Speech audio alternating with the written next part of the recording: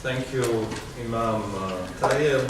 It's very challenging for me to speak today because I feel here that we share some similar problems and of course similar experience.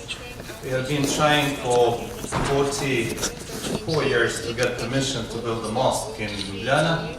Eventually we got that possibility 2013, and with the help of His Highness Amir Al-Walid from Qatar, we succeeded to finish the first phase of building of our mosque. It will be a unique mosque in the European context. It's not similar to any kind of traditional architectural design.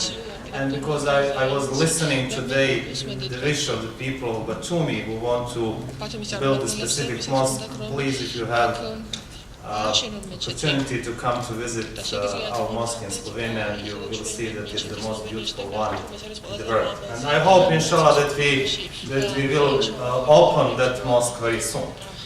So I'm really European. I didn't adopt my identity to Europe. For me, it's a very big challenge to speak about this issue because I was born in the region where Muslims and Catholics were living together for centuries. And also we went through very difficult experience during the war in Bosnia and Herzegovina. All of you are aware what's happened in Bosnia according to the International Criminal Tribunal. Massive rape against women and also sexual violence abused women. For the first time in the international court, actually the decision was that it was the criminal law and the criminal act committed against the people there, and genocide and so on. Of course, Muslims were victims. And can we speak today about people who committed those kinds that are good Christians? Of course, they are not. And because of that, it is very open and it is very important to have open discussions and good hearts in interreligious dialogue. Without good hearts, we cannot have any kind of interreligious dialogue. We can speak about the statements from the Quran, statements from the Holy Bible, and all different books, but if we do not believe what God says to us, how we can understand these issues? For me, I prepared a very long speech. It's almost 15 pages, but I will not read all of that. I will give you a short presentation of my understanding of this issue. First, I would like to say something about how violence actually destroying the essence of the religion. And after that, I will give an example of what is important to have in dialogue between Muslims and Christians, because I'm coming also from the continent where Muslims and Christians live together for a long period. And in the end, also it is very important to understand secular society and how we define the modern state concerning the religious issue, especially when we speak about the European and wider context. In the modern world, full of challenges and changes, every day we are trying to find an answer to the question of how to preserve social cohesion and stability with respect for religious diversity. This question is especially related to the situation of religious minorities in areas where the other religion is in majority. In respect of legal and regulatory standards, raising awareness of the importance of every being on earth is necessary to develop a narrative that will enable us that the other and different are not being preserved the enemy, but as a close person to us. Because we believe that the diversity of human skin color, language and religion is will of God and His creation. The Almighty God says, and of His science is the creation of the heavens and the earth and the diversity of your languages and your colors. Indeed, in that are signs of those of knowledge. Chapter Room 22nd. Developing awareness of responsibility in the interpretation of religion has become imperative. Faith, as the search for transcendent truth, the meaning of life, the development of ethical values that enrich our life is essential meaning of all religions. Simplification of religion and reduction to formal manifestation, closure in conservatism, understanding religious truth through historical reconstruction of events which are marked by conflicts and constant misunderstandings leads to the rawest political and ideological manipulation of religion. In modern liberal hedonistic civilization, even religion is trying to be put into function of violence, extremism and terrorism. Therefore, the modern period that human civilization is passing through is a big challenge for all the people who care about the true religiosity and understanding and living the faith as inner peace and the peace among people.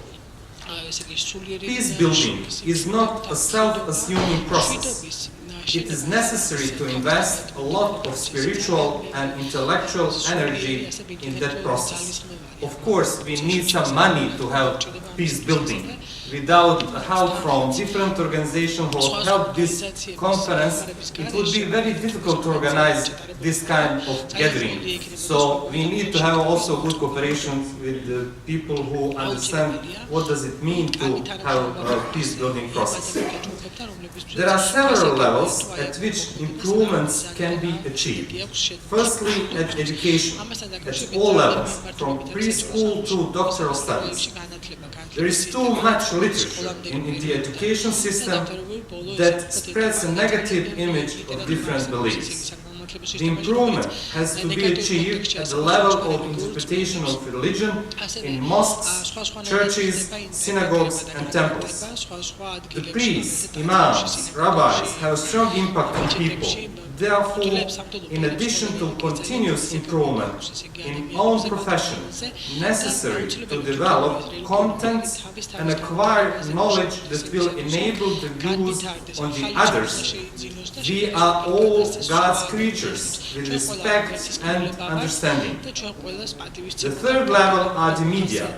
It is necessary to have constant contact with people who advocate the truth and appreciate human dignity. By changing the discourse of faith, human relations will harmonize.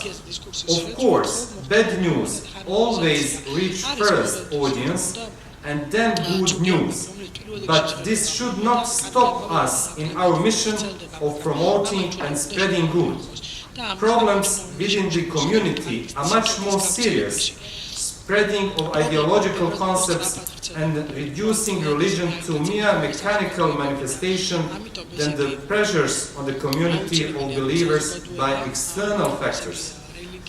In Islam teachings, God is peace. He gives us peace. Peace starts within the individual and spreads into the society.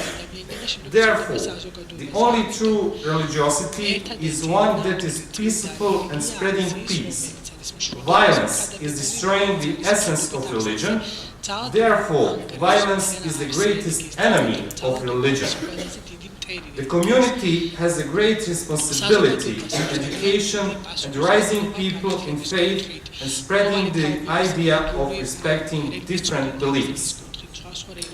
Islam and Christianity are monotheistic religions. Both religions transcend tribal view of God, national and geographical frameworks. Both have universal ideas, but also an attempt to demonstrate and to impose their teachings as a relevant and the only valid and salvation for humanity. Both religions have arisen in the Middle East and leans on the tradition of Abraham's teachings about Almighty God, the world and human, which connects them to Judaism. Those two religions are very close religions. it is possible that one of the reasons of frequent misunderstandings between the leaders representing these two religions in an effort to show that the only absolute truth is the one that arose after Calvary and resurrection of the Jesus, as Christian believes, or revelation of the Quran to the Prophet Muhammad, peace be upon him, as Muslim believe. Our aim in this paper is to open several issues that are important for understanding the different views in the Muslim-Christian relations from theological perspective, understanding of narratives, ethical monotheism, historical circumstances of development of Islamic and Christian teachings, legal and political circumstances in which Muslims and Christians live, and possible prospects in the dialogue and developing relationships that will go beyond mere struggle for competition and demonstrating of superiority of one teaching over the other teaching. This is especially important in a world where religion is increasingly instrumentalized and becoming part of the profound world, political competition and narrowing on the daily political issues, where the permanent values, supernatural character and the value system that for centuries helped humans to keep a balance between the material, cultural and spiritual worldview are being suppressed. So, because of the limit of the time, I will just, I will not speak about the theological framework for dialogue. Let me share with you only some of my views about the problem of ethical monotheism and also, if I have time, maybe to say something about the creating a specific narrative, how to have some kind of interreligious dialogue between Muslims and Christians. In the modern era, in Muslims and Christian worldview, there is strong tendency to transfer and deliver the good news or the truth about faith in God to the other people. In accordance with the European Convention on Human Rights and the constitutions of the countries of the European Union, the freedom of religion or belief is guaranteed, as well as freedom to change religion or belief, as long as it is done freely and without any kind of force. There is one professor from Belgium, his name is Rick Torfs. He talked about two levels of religiosity in the European context. Level A speaks about the freedom of expression, freedom of religiosity, but the level B deals with the problem of practical manifestation of religion. There is no problem in European context of expression of religion. Everyone has a right to believe in God and to say that we believe in whatever he wants, but when we come to the problem of practical issues, we have different problems on the European level.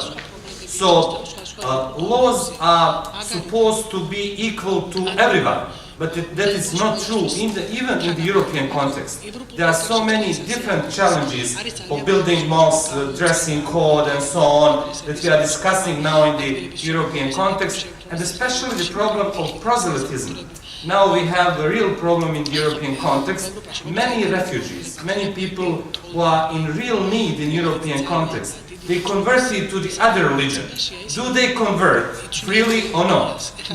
Do they accept the other religion on the fundament of the freedom or not? That is a big issue now in Europe. For example, my colleague of mine, who is a Protestant priest in Slovenia, informed me that more than 200 people from Afghanistan and Iran converted into Christianity in the last 2 or 3 months, because there is a more easier way to acquire, to get some status in the European context. And that is the problem which actually deal with him, with that Professor Torfs on the level of the proselytism. There is no compulsion in religion. We believe in that. Also, there is a statement in the Holy Quran. It says the same. But we saw some very negative pictures from the area where Muslims are majority. Why I believe that Islam is peaceful religion? because the Christian minorities, different minorities, have survived for centuries in the Muslim areas, especially in the Middle East. But when we compare, for example, Muslims in the other countries, I'm questioning always, as a European Muslim, I'm questioning why, for example, Muslims didn't survive in the Hungary. They spent there more than 2 or 3 centuries. So we need to open different questions. We need to open different questions for real discussions, to know that religion can be misused and can be used for political purposes.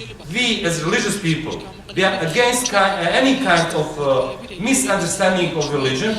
We want to share religious values, that every and each person in this earth has dignity because God created us. And on that level, we can try also the possibility to have good cooperation between different religions. Religions are not problems. We are the leaders. We are the problems.